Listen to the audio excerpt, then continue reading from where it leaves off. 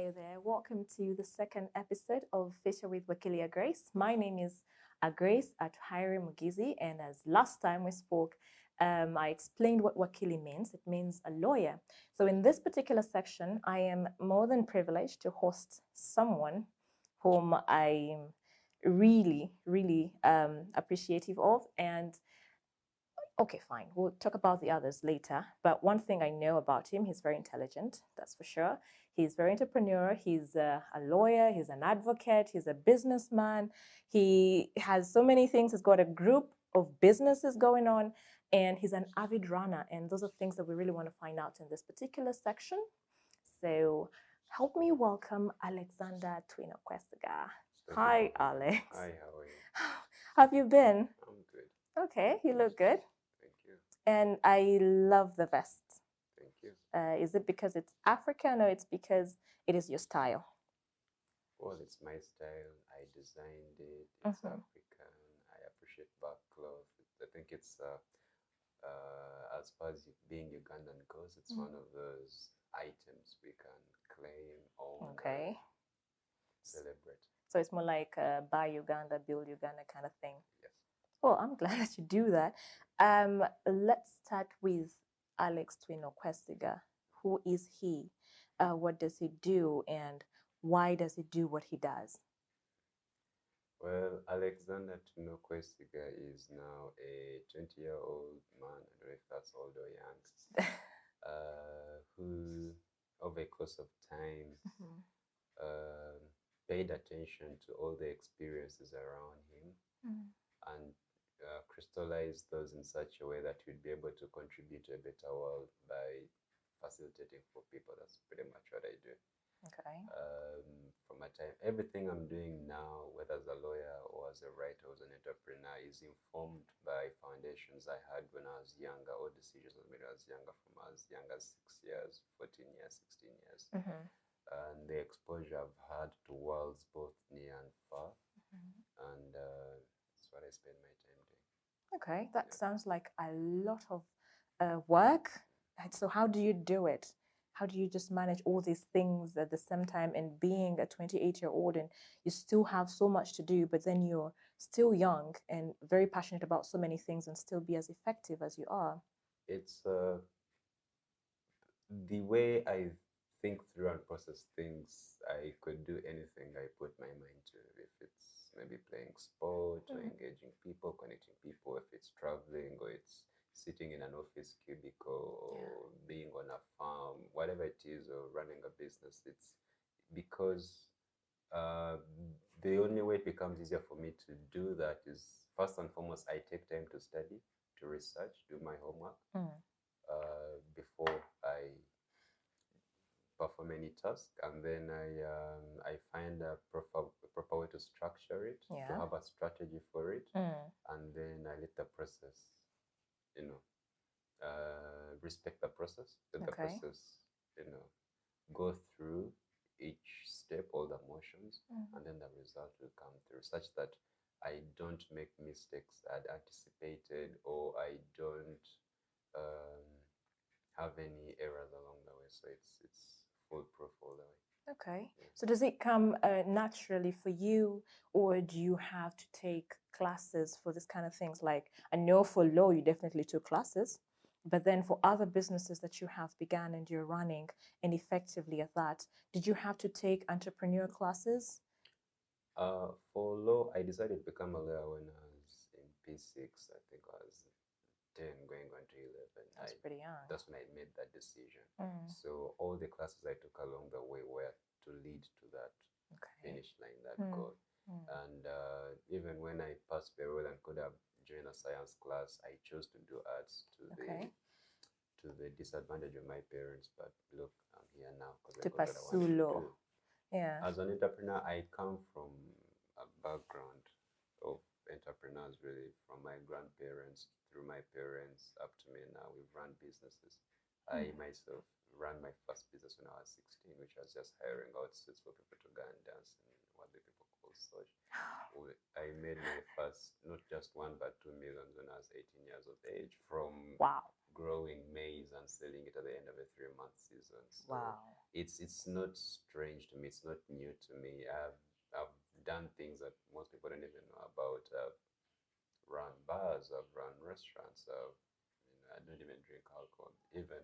So all those, like I said, were experiences that gave me the foundation upon which I could Mm. now build um, public, Okay. local but global thinking businesses and Mm. using the tools of the day. Mm. Because we're in 2019, I can only market, I can only brand, I can only deliver, I can only serve like the year I'm living in, which is what I think I'm doing. And Okay. then in the way I do my research, like I'm very forward thinking, like a futurist. Mm. So even when we're in 2019, I'm thinking about 5 years into the future, 10 years into the future. Yeah. Okay, that's very good. Because of the businesses that you make and the profession or the background where you have studied, which is the legal background, there's always a tendency to not separate the two easily, especially when you meet clients. Do your clients separate you, the lawyer, from you, the entrepreneur, or do you feel like your legal background tends to influence how you do business, how you interact with the clients?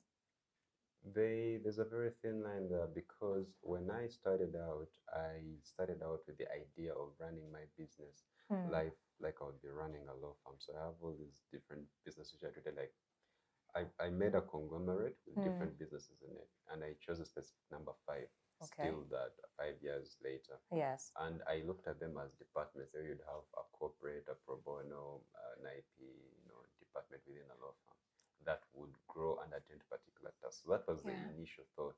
But Mm. then as you grow, you realize that the business entrepreneur side is much more fast paced as compared to the To life the in a law firm. Life okay, in a law firm yeah. can be dragging. You attend to one matter for years, for Mm. several months without yielding a particular result that you can see. So Mm-hmm. business life is very fast paced, it's very demanding, much more than a law firm experience can be. Yeah. So the major benefit with my background from law is that it gives me a fair appreciation Mm. of policies, of documentation, because most people don't do that, Yeah. of structure in the sense of management, in the sense of delegation, in the sense of delivery on tasks. Who does what, when do they do it, and why do they do it, and then the collective at the end, what have we achieved together as a team. So Okay. everything we do is documented, data is stored, data can be studied, Mm. and then we have a report after every quarter of the year. Wow. Yeah. And I think it's an advantage in the sense of that most people would like to, there are very many creative people who would like to start businesses, Mm. but they are not good at running businesses. And there are Yes. very good people who are good at running businesses but are not creative enough. So me, I merge both worlds Okay, into so one. in your creativity Yeah. and then your business side. So I can't enter any business relationship without it having a contract, without it Okay. having documents, things like very simple but important things like receipts, Mm. like invoices and everything. Most So people you don't can do that. have some accountability. Exactly, that's the word, Okay.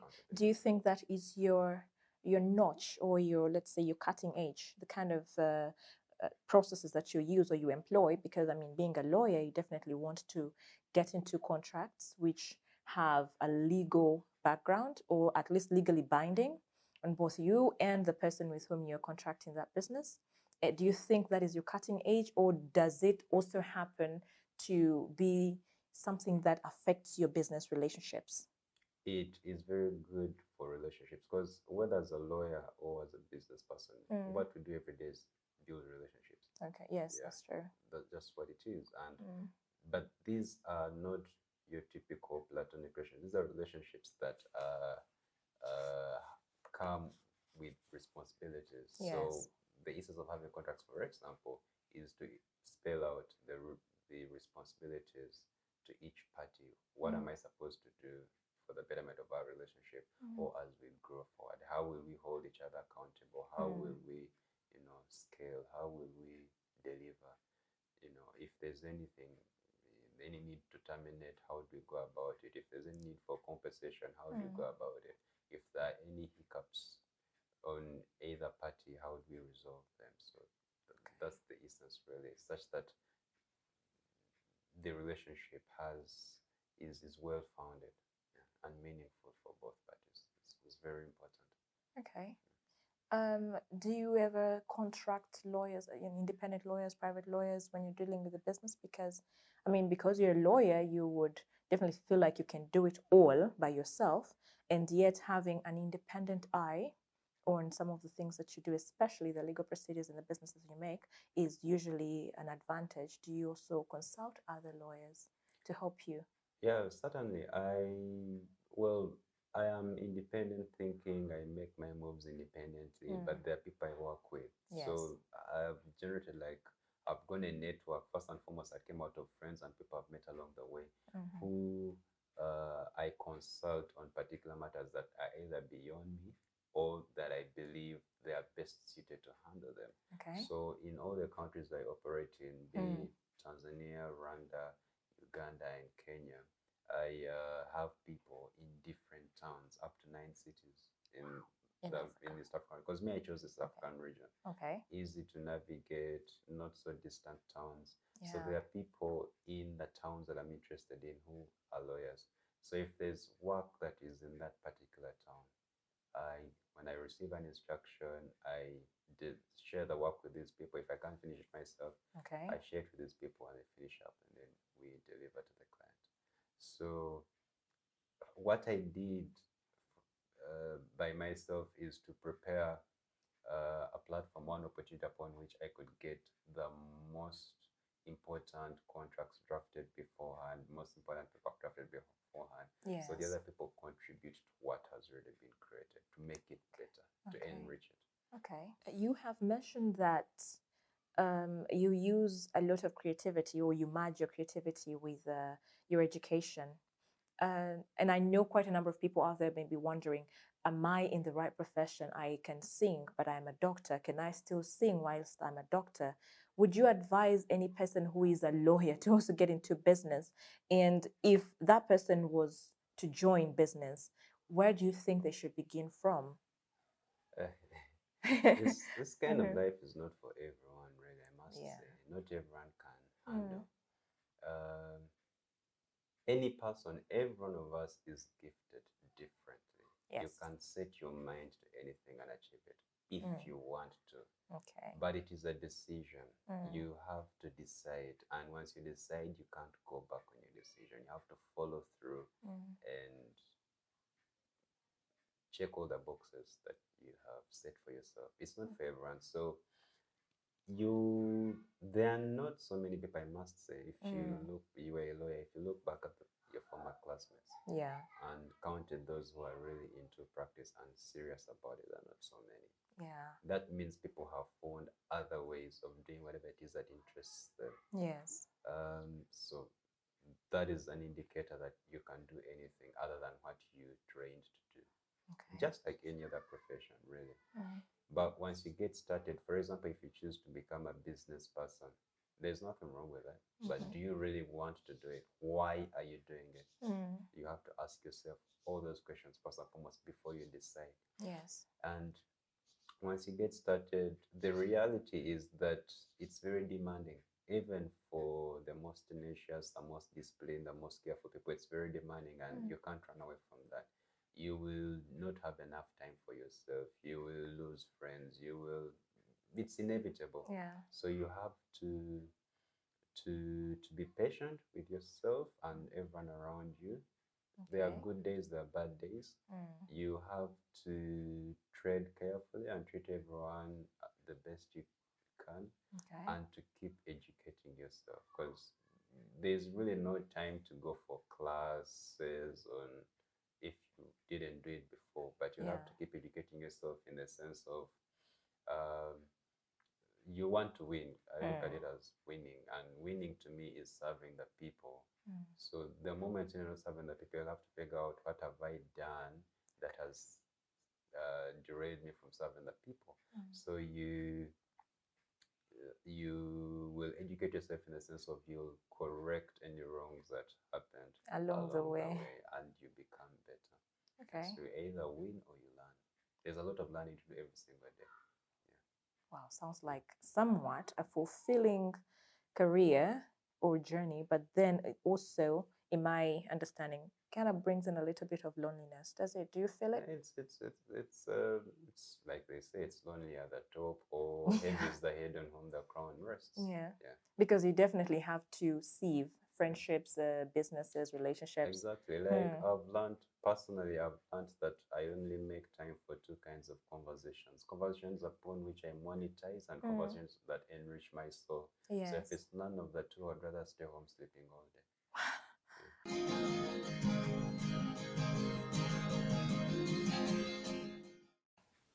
So, viewers, this particular section is what I call the legalese time. This is a section where we basically tell you some of those legalese jargon that we use while we speak, only that this particular word also resonates in the business world, where our guest today, happens to have a lot of knowledge, and he is going to say the word, pronounce it, and give us, a meaning of what it means. And here we go. Here it is. So the word is LAISSEZ.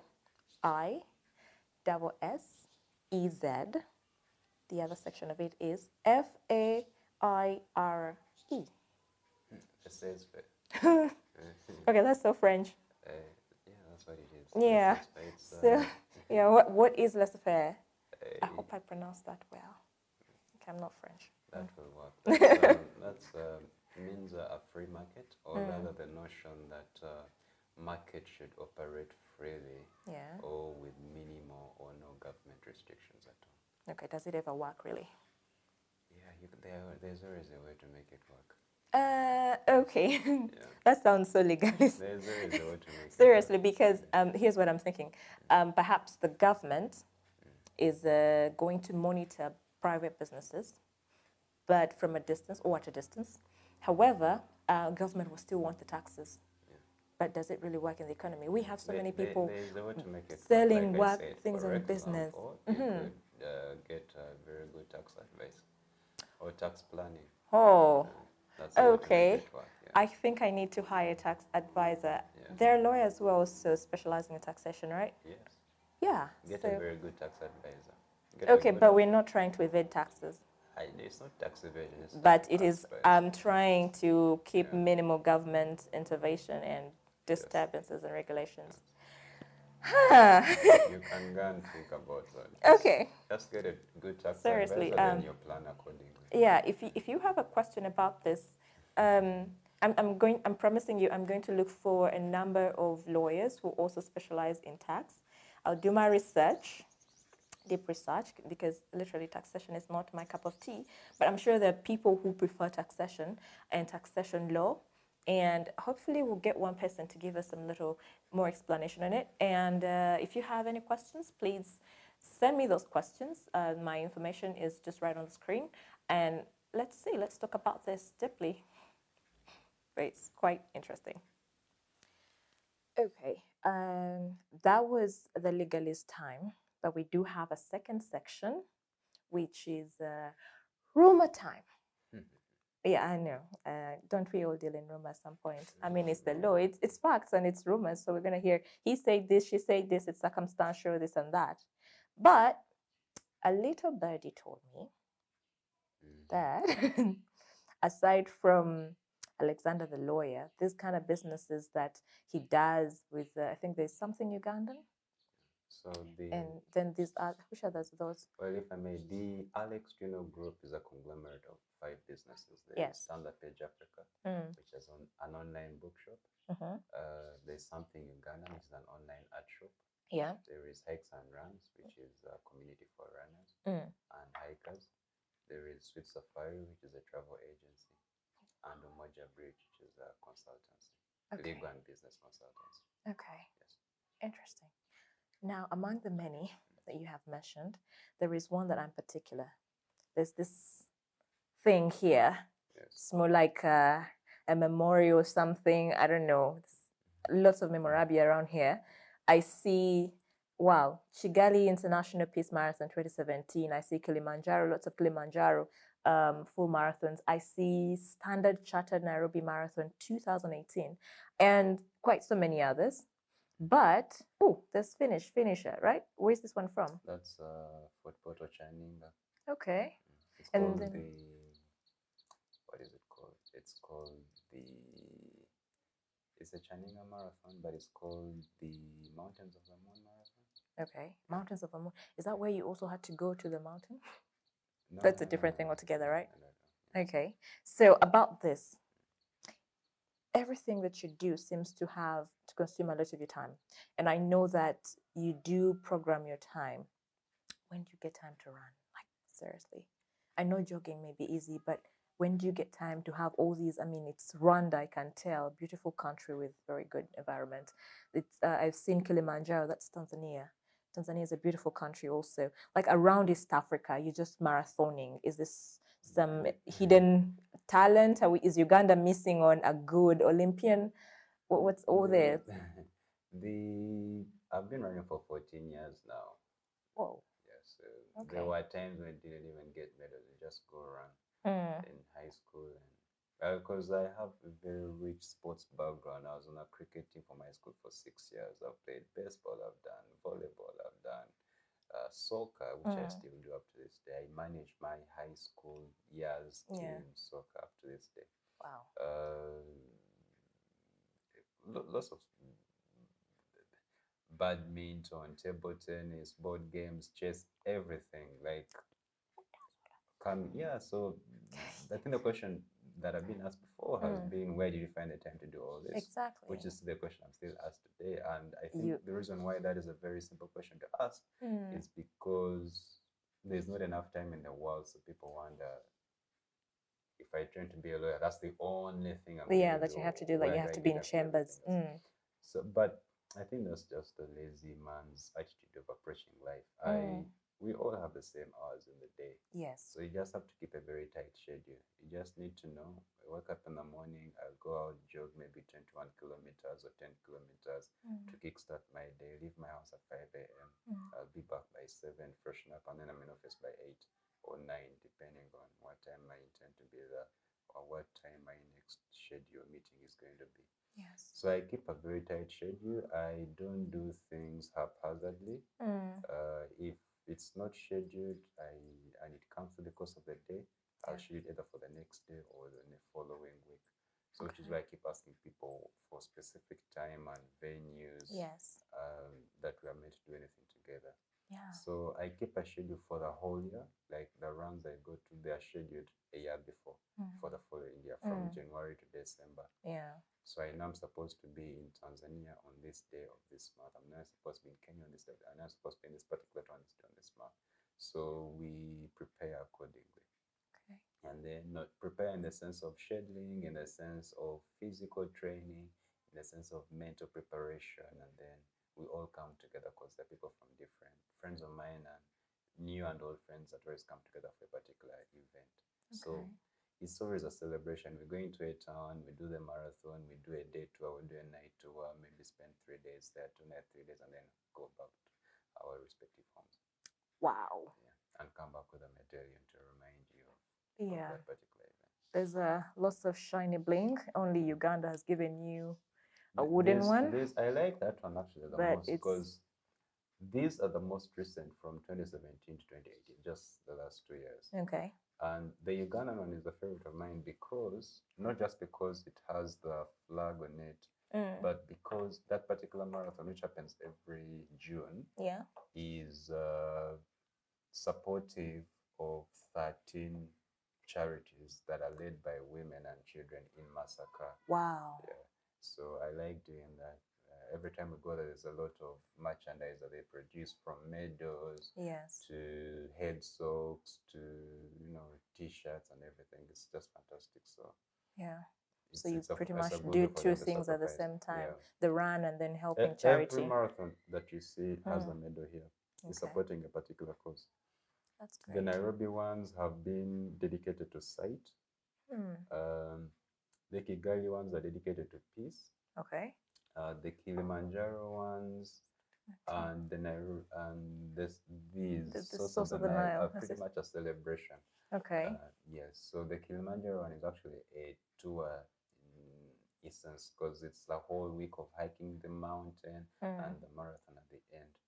Yeah. each of those is a fundraising activity for a particular cause that they support. But my favorite is the Uganda Marathon, and it's one of the most beautiful you can run. Wow. So this is like your most treasured part of life. No, not at all. Okay, there's so many others, right? My most treasured part of life is the people, really. First and foremost, my family, whom I'm grateful for. Yeah. And then the people that we serve and work with every other day. Yeah. As long as we are contributing something good for other people to enjoy, we are sharing our privileges, our knowledge, our resources for the betterment of people, community. Yeah.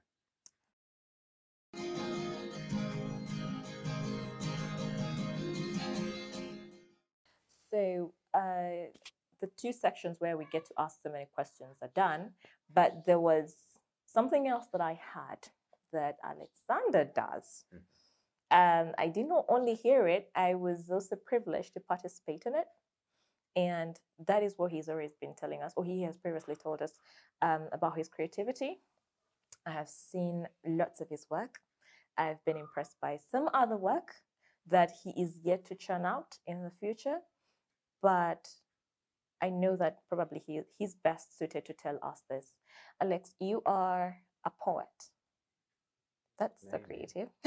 Maybe because you already have two books. You have which one is this? Insert title here. This has quite a history, by the way. The titles do, even the book covers do. And then he also has this one. It is To Better Days.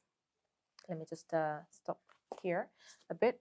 So these two books came out on the same day at the same time, and they were in, I think, the publisher's house. And I'm not going to say who the publisher is. Do I have to? It's all right. Okay, there's press. Thank you. So yeah, I know what I'm telling you. I've read what's in here. But is it okay for you to recite for us any one poem within any one of these books? Or at least actually one poem from each book. All right, no problem. So we'll start with insert title here. Okay. Nessie's vows. Come, live with me and be my love. Let me be your favorite hiding place. The place you can put everything you need to survive.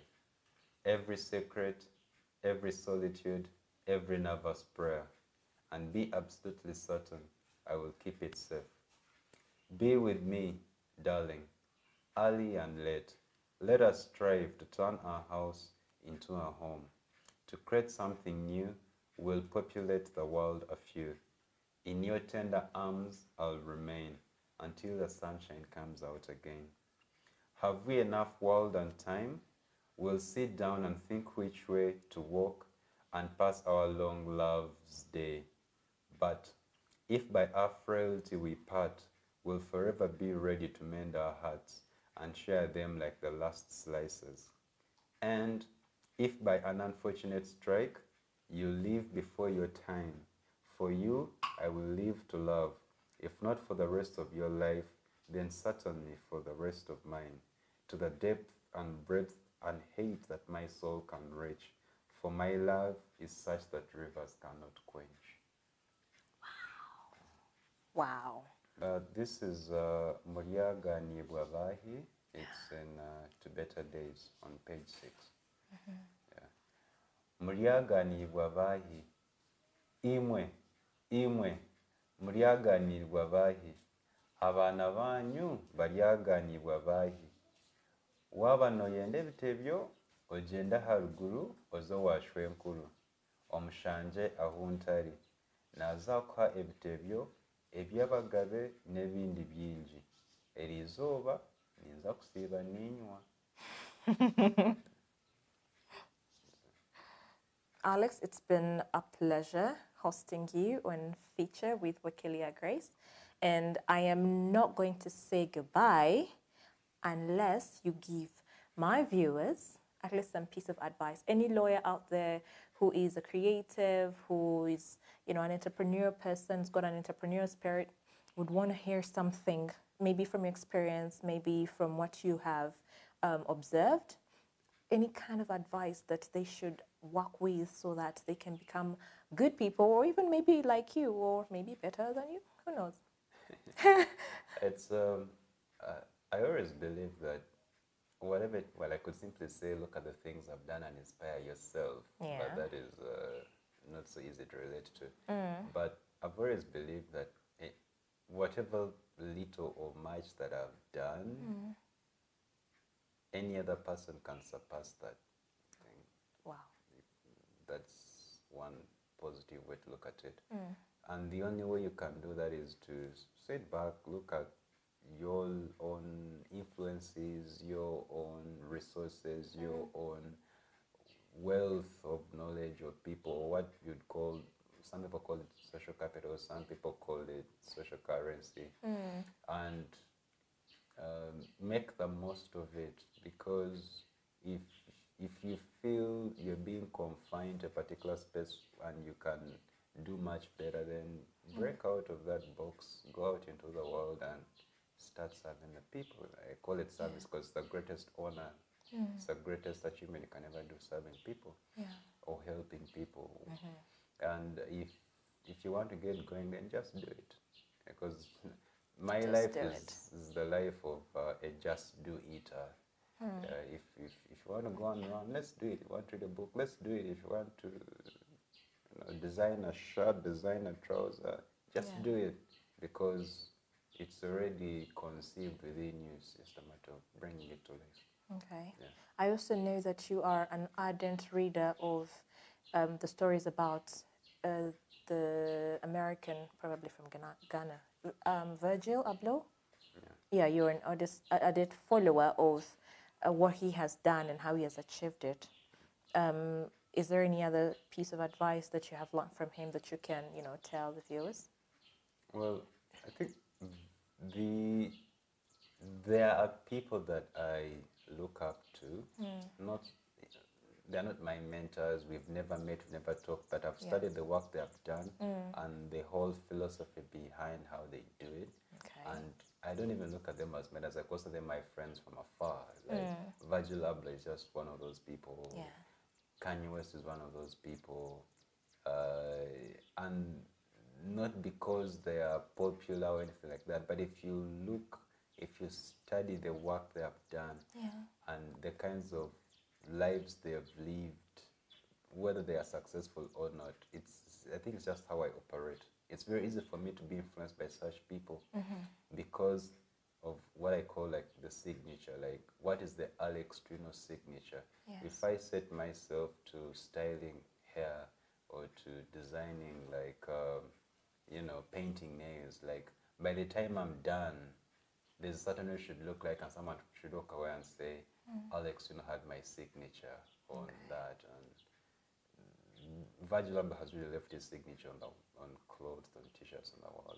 And well, until you see like my next projects, that's when you really believe what I'm talking about. But those are examples of people who have broken from what you'd consider the mainstream or the normal and gone on to do their own works and become successful then. Yeah. Thank you. I'm definitely looking forward to your next projects.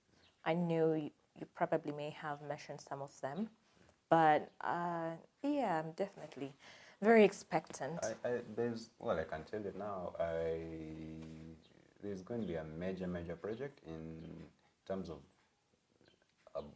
what you call a book. A big book. This year, a really big book.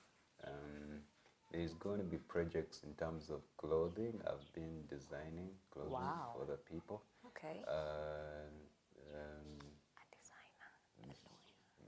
Yeah, I think as a designer and as a creative, as a writer, there's going to be projects this year, wonderful projects. I'm definitely looking forward to that. Yeah. And I'm also very much expectant and looking forward to working with you on several other projects. I'm always here. My door is always open. I know it is. Yeah. And thank you for that. Thank you for having me. Thank you, Alex. All right, cheers. Well, viewers, thank you very much for joining me, yours truly, Wakili Grace, on this episode of Feature with Wakili Grace.